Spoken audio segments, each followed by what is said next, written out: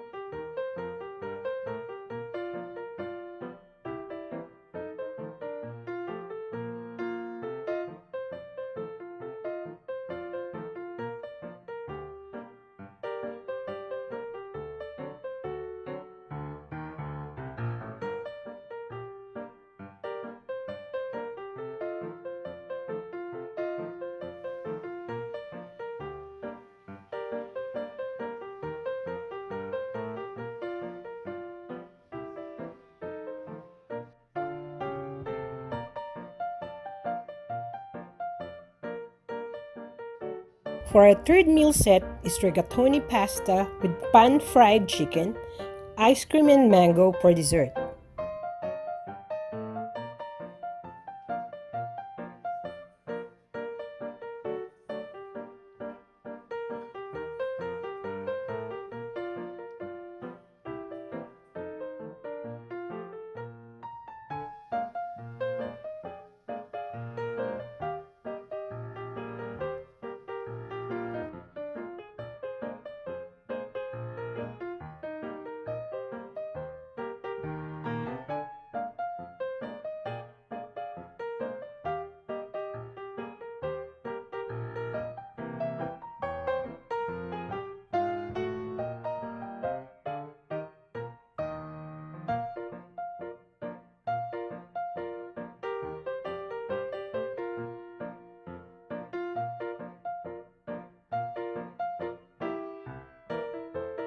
Remember that you can make gourmet or delicious food under $8 only, so try it now.